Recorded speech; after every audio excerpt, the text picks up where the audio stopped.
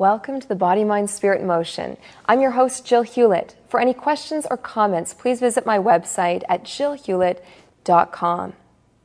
With me in studio is very special guest, Asha Frost. Asha is a homeopath, and we're going to be discussing the science of homeopathy. Welcome, Asha. Thank you. Thanks for being here. Thank you for having me. For our viewers who aren't familiar, what is homeopathy? Homeopathy is a system of medicine that uses natural substances to help the body heal itself. A system of natural medicine that helps the body heal itself. Mm-hmm. So when you say medicine, what's used in homeopathy? So the medicines can range from plants, minerals, or animal substances, and they're all from nature. Really? Mm-hmm. So how is it extracted, or who does that? Well, the pharmacies do that, and they take the raw form, and then they dilute it until it becomes healing. So there's actually no substance left in the medicine when you're taking it. So it would almost be like an energy medicine. Exactly. Okay. So it's amazing, because so often in day-to-day life we kind of think that we have to force something or use more, but the idea of homeopathy is a very simple dilution. That's right. And yet it can have powerful changes on a person's right. state of health. Exactly, because we are meant to have gentle healing process, and we are meant to have the wisdom of our own body be sort of stimulated to help us heal. So when we use less, say the energy of a particular medicine in a very diluted form, then our body actually is more invited to be engaged in the healing process. Exactly. It's not bombarded by anything. Right. Now, what kind of healing would we be looking at? What types of ailments? So anything ranging from colds, flus, allergies, arthritis, or conditions more serious such as MS or lupus, or even cancer and the side effects from chemotherapy. Homeopathy can help with that too. Really? So how would someone start a homeopathic treatment program? Does it have to be right at the beginning, or any time throughout? Any time throughout. And the great thing about homeopathy is it treats the mind and the body. So we're looking at the whole person. So the mental, emotional aspect of getting diagnosed with a chronic disease, homeopathy can really help with that as well. Absolutely. So it's definitely not focusing on the symptom strictly. Exactly. It's looking at the whole person. Exactly. So that's amazing. Now, where did it originate? Where did homeopathy come from? It came from a man named Samuel Hahnemann, and it was about 250 years ago. And he found out that he actually took some malaria bark some white willow bark, and it helped to, it made him very ill. Oh, okay. And actually, it was cinchona bark, and it made him really ill. And then he just started to get the symptoms of malaria, sweating and fever and all of those symptoms. And then he discovered that a little bit of that medicine would actually cure malaria. So he took this bark, and it made him ill. And then when he discovered that if he took a little bit of it, the very same thing, it's almost like the hair of the dog idea, exactly. Then he was able to overcome it. Exactly. So it's like onion. If you peel an onion and you see how you get teary and sneezy and your sort of runny nose, the homeopathy version of onion is actually helping for allergies and colds, the same symptoms it produces. Isn't that neat? That's really neat. So he started this in Europe, and where did it come? It just came to North America through the process of naturopathic medicine too, because I understand a lot of naturopaths also use homeopathy in their practice. Yeah, they do. And there was a homeopathic hospital in Ontario and Toronto, actually, in the 50s, I believe. Really? So, I hope we get another. Oh, because I do too. as much as I'm asking these questions, I have been exposed in using homeopathy for many years. It's almost 2 decades now that I've used it at various times on my healing journey. If I had anything from a cold to wanting to do a cleanse to just going through some life change. And more recently, having been able to meet you and come into your office and learn about it through you, and you're very, very good at what you do. Thank you. Yeah. How did you get into homeopathy? Well, in university, I got really ill. I was diagnosed with lupus, and I was very, very sick. And I tried the conventional ways, the steroids, and they made me even sicker. So I decided to seek out alternatives, and homeopathy has helped me with so many of my symptoms, my arthritis and skin ulcers and all of these things. It's been amazing, plus the mental, emotional aspect of having a chronic disease. So through your own illness, you discovered homeopathy as an approach that really made a difference versus the things like I didn't realize they put for someone with lupus, they would put on steroids. And do you know what the thinking is around that? Just basically to suppress the immune system. And that's really what drugs do, is suppress the ailment so that you're not feeling it anymore, but then it's going deeper. So you have to deal with what's the cause underneath. Yeah, you're not resolving the issue. So from where you were then to now, what other benefits have you received? Because no doubt it hasn't just addressed that. Well, it's been amazing, really. My healing journey has been amazing and taken me a little bit into different areas, more spiritual areas as well, sort of getting into meditation and setting intentions and really figuring out why I have this illness and how to get rid of it. Right, because it's your body telling you something, right? It's a message.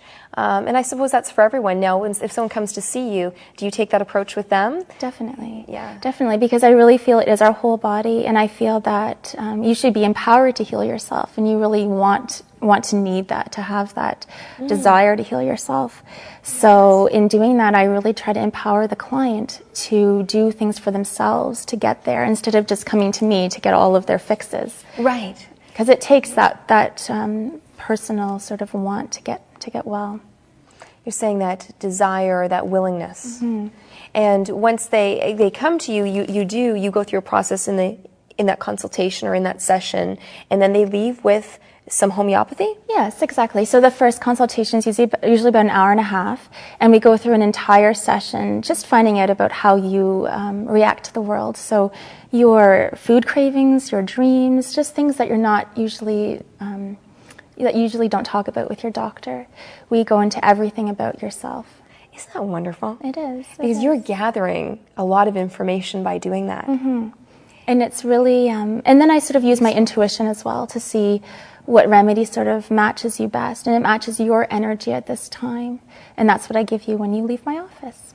Isn't that perfect? And it usually happens in layers. So we do the first layer, and you're like in a little onion, so we have to sort of peel away the layers and get to the bottom and the root cause.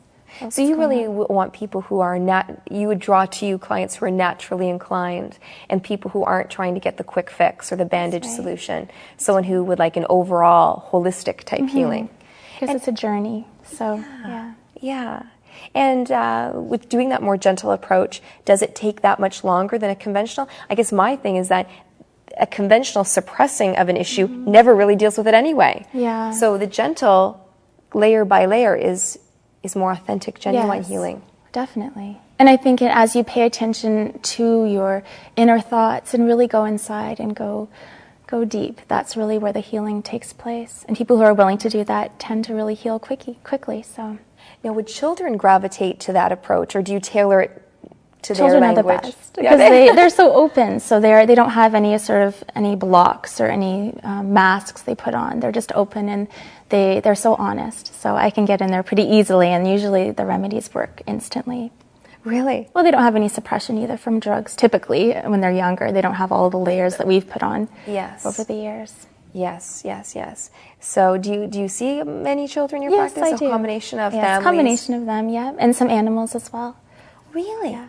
Now, I know the homeopathy, I understand it comes in liquid form and also these little round white balls. The pellets. And so why are there two options, or how do those options the pellets work? are just ease of taking it. Okay. And for animals, you can just put it in their water. And it's completely safe, no side effects. And pregnant women can use it as well. That's why it's so great, because it's so gentle. I found that. I loved that during pregnancy. It was one of the things that I knew I could rely on and not be concerned that it could be harming the baby or any side effects. And I also understand that as much as you don't want to leave things laying around, if a child did get into a bottle of homeopathy and they were to take some, there would be no problem. Yeah, it's usually okay. Yeah. Now, how does that work? Certain remedies, say if I took a remedy that really wasn't what I needed or wasn't aligned to the issue I'm dealing with, it wouldn't really work. But so you really have to, there's many remedies. There's like thousands. There's over 2,000, yeah. Over 2,000. So how do you choose the right one for the right person? I guess there's a lot of study that goes into that. Yeah, there is. You have to really come up with sort of the symptoms that seem to stand out. So symptoms that seem to be a little bit unusual, those are the ones I really take into account. And matching that with all levels, so your mental, emotional level at this time, your physical ailments, it just sort of gets combined, and then the right remedy usually comes comes in sort of after doing some analysis and research through that. Now, what kind of schooling or training did you have to back that I have up? a 4-year degree in psychology and then 3 years at the homeopathy school. So it's a 3-year program. Really? And did you have to have sciences in order to go into that, or was that You helpful? didn't. It is helpful, though. Definitely some biology and some chemistry is helpful. Wow. But it really is. I've done a lot of my own study, though, after more than... I mean, school was great, but I just feel like now doing the healing aspect of it, I've really learned in practice, which is the best. Well, what I find so interesting and really wonderful about this as a holistic modality, among others that are out there, is that when practitioners come out, becoming licensed in their work, you're each very unique and individual. Like someone else who was in your graduating class who sets up a practice, as much as you're both maybe using homeopathy, you're also both very unique in how you use it.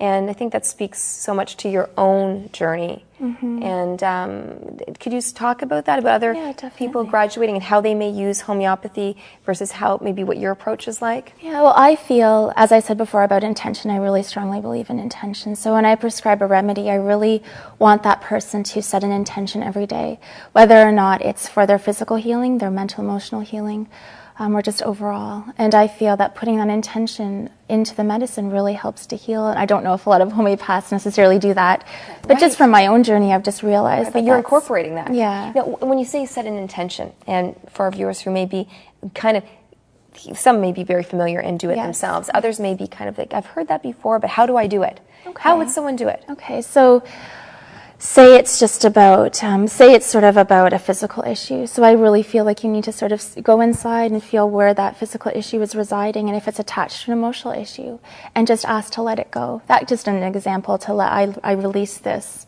Oh, so just saying the practice of affirming, my body's releasing this, I am healing this. And as one takes the homeopathy, they just maybe say that to themselves a few times? Exactly, because it's all energy, and all of this illness inside is energy. So you're just matching that up and really thinking positively and changing.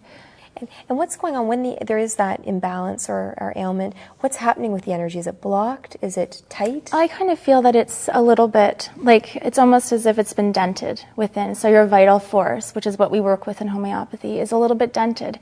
And that can happen from accidents or injuries or divorce or being hurt.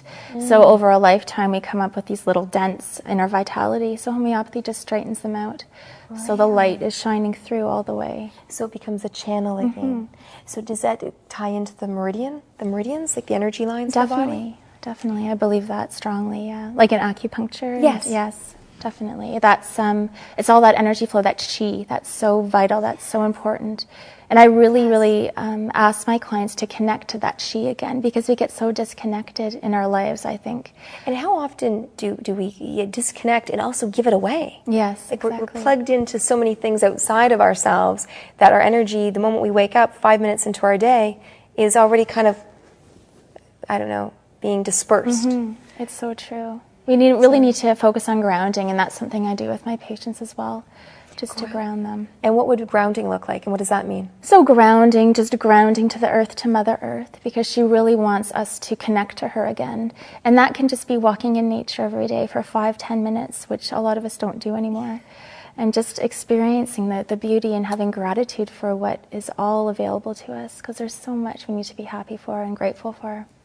I love that. And you're so sincere about it. And it speaks so much. We were actually thinking about doing this interview outside, and that would have been very apropos. But logistically, it didn't happen. But we will invite the viewers to connect to this message as a very natural message. And it's simply, if they got anything from it, spending some time outdoors on a daily basis would have a huge impact on their state of wellness. Definitely. It's huge. How would you like, in the second half of the show, we're going to take a commercial break here, discuss a little bit about your native background? That would be great. Okay, and a little bit more about the empowerment of you kind of putting that message out of people taking charge of their healing, in a sense, healing themselves. Yes. Okay, thank you. In a tiny community in rural Zambia, something magical is happening. A Care Canada program called Child Care is using the power of the internet and the power of people like you to harness a breakthrough education program for Zambia's poorest children. Visit careconnects.ca today and make this program happen. I want to be a scientist. I want to be a nurse. Point, click, change a child's life. CareConnects.ca. Welcome back to the second half of our show, The Body, Mind, Spirit, and Motion. Any questions or comments, please check out my website at jillhewlett.com. And with us in studio is Asha Frost. She's a fabulous homeopath in town, and thanks for being here. Thank you. And we were discussing in the first part of the show homeopathy and what it is. And what makes you unique as a practitioner of this work is that you bring a large amount of intuition and also focus on nature's elements, and kind of a native type background. Yeah. Because you are partially native. I'm actually full native. I'm You're Ojibwe, yeah. Really, Ojibwe? Well, ho. Both my parents are native. Do they say that, ho, in Indian? I don't think so. I don't know. I'm making this up. Well, I guess it's depending on the clan and whatnot. Yes. So tell me a little bit about that growing up and your parents. Well, my parents, I grew up in Newmarket, so it wasn't like I grew up on the reserve, but they always instilled values of just kindness, always being a kind person, and that's what Anishinaabe means in Ojibwe, is being a good person. So that was sort of what I always strived for, is to be a kind, compassionate, good person, and instilling those values in me, which was probably the most important part. And then now that I've sort of grown into healing, I've learned a lot of healing techniques that I've used from my background. Isn't that wonderful? It is. So the legacy lives on, and you probably comes so natural for you because it's in your blood. Yeah, it does feel like that, definitely. Isn't that nice? You can, in a sense, in a modern way, for a woman who has grown up, so close by, but you're able to draw on all the ancestors' wisdom. That's right. And so, your parents supportive of this career Oh, path? definitely. Definitely they are. And I do interact with a lot of elders now to find out information, and so that I can pass those stories down, because it's so important to have my culture live on and the traditions live on. That is wonderful. Well, let's pass some of that on right now to our viewers. And I know in a moment you will take us through a bit of a visualization. So those of you at home, make yourself comfortable, because very shortly we're going to be doing a little process that you're going to lead us through. But prior to that, why don't you talk a little bit about the types of things that are used in the Native tradition to support the healing? Okay, well, the first thing that I think is important for everybody to really use is to use some sage or sweetgrass for cleansing. And anybody can pick this up at usually a health food store or some sort of natural store. And just to burn this in ceremony to really cleanse out any negative energy that we may pick up. And it doesn't have to be extremely negative, but just heaviness. We all get stressed out. We all get heaviness that we pick up. So that's a really great thing to do.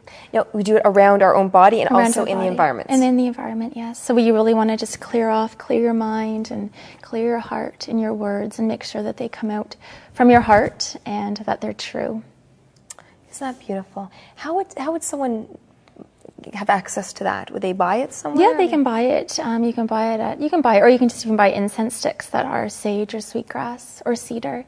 All of the things from nature that are very cleansing and healing. Really strong medicines too. And when a person's using it to clear themselves? Yeah, just to clear, and say a prayer or whatever sort of you feel comfortable with to draw in your spirit guides. It's really good too to protect you and draw on the light and to bring that good energy in.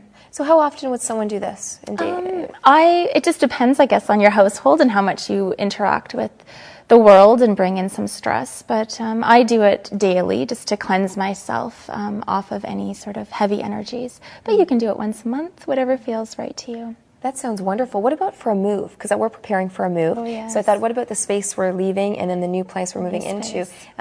Do it both? Oh, definitely. Well, it's really nice and gracious to do it for the space you're leaving, for the new people to come in, to bring their new energy in. And then for your new place, definitely. That's just so perfect. It feels right, doesn't it? It does. Yeah. It does. Okay. And what's another method? Well, tobacco is a great medicine that we use to give gratitude, to give thanks. So after a really nice event, or even like at a wedding, at a marriage ceremony, to just give thanks to the earth, to Mother Earth, we put a bit of tobacco down. And they used to smoke it in the peace pipe, which is something that a lot of elders do still in ceremony. That's interesting. A few years back, I went to a sweat lodge, and I asked what I was supposed to bring, and they did say a package of tobacco to the elders there. So that was the gift. So I can relate to that. Yes. Now, you say put it on the earth. Is that a form of a blessing? Yeah, or? it is to give gratitude to the earth and to the Creator. It's the first gift from the Creator that we got, so it's just very symbolic of that, and it's very treasured in our community.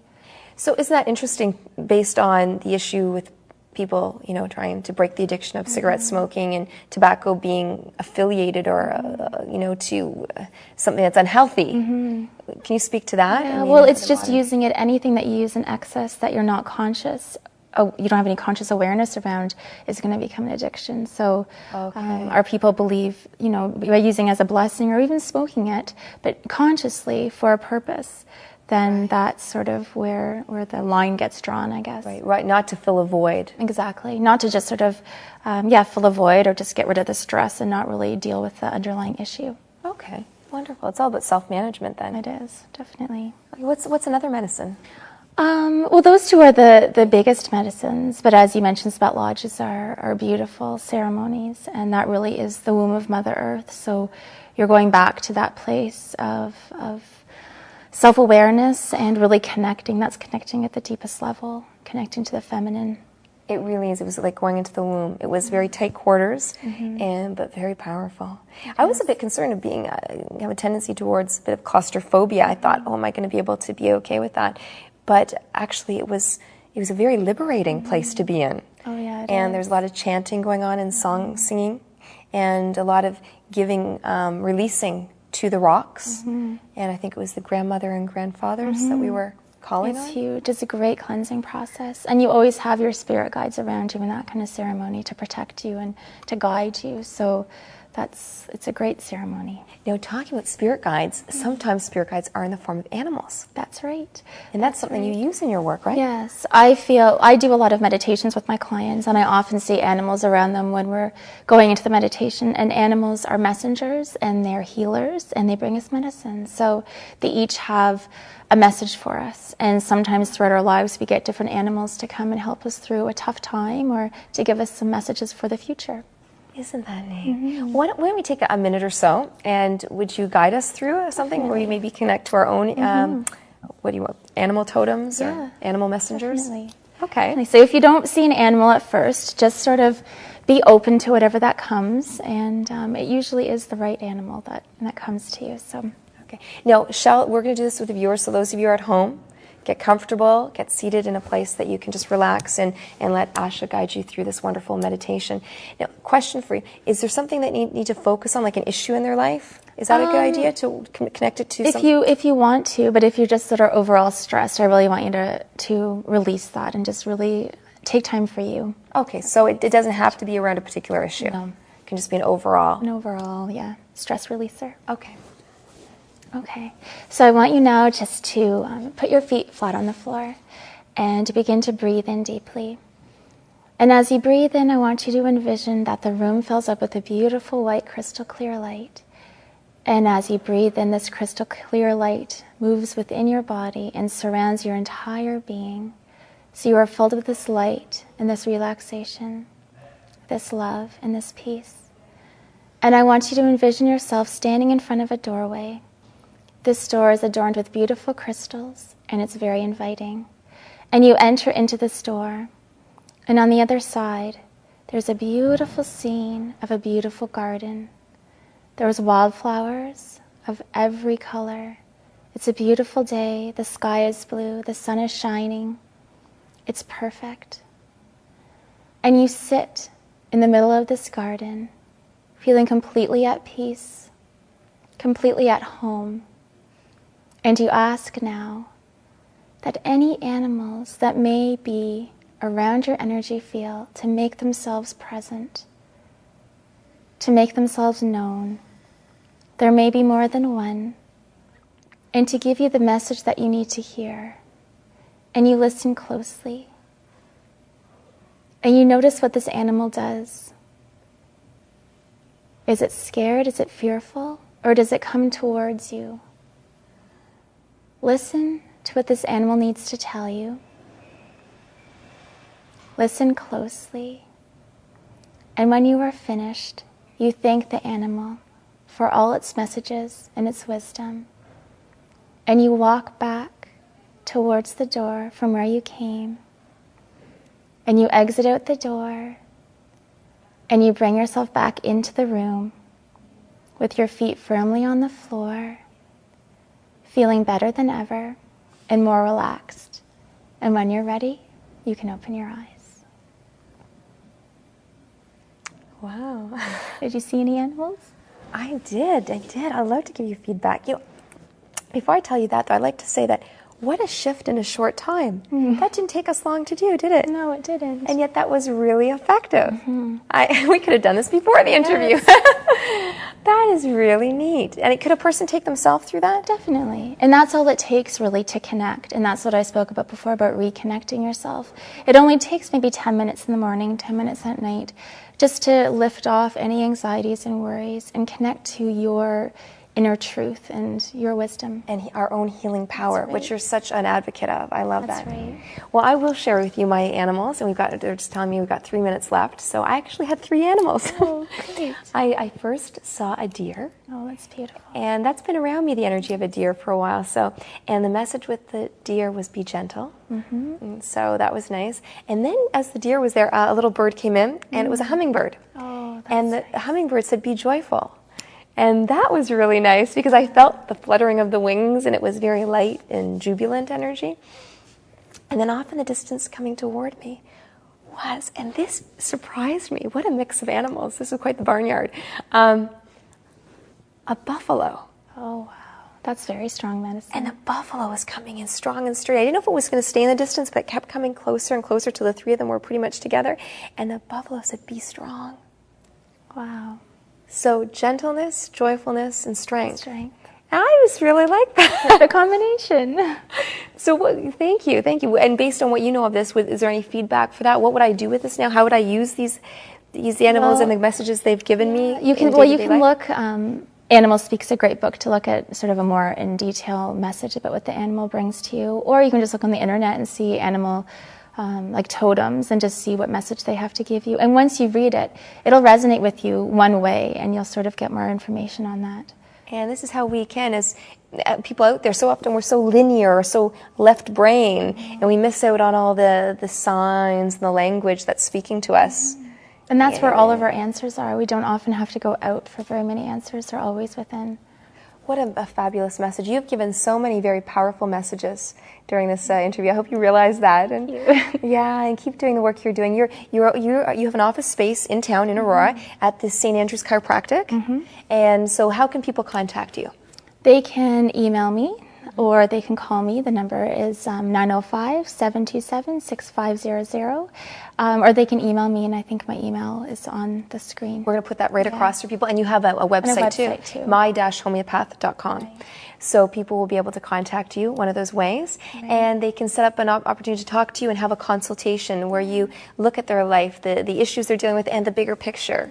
And if any time, if people are unsure as to sort of what I do, I offer free 15-minute consultations. If they just want to meet me and make sure they feel comfortable with everything, then and I can assess what their problem is and if I can help them. You decide where you're going to go with Exactly. it. Oh, that's perfect. Yeah. Well, thank you. Thank you so welcome. much for this great work you're doing. Thank you for having me. Thanks for being on the show. And thank you for watching, for tuning into the Body, Mind, Spirit, and Motion. We'll look forward to seeing you again next week.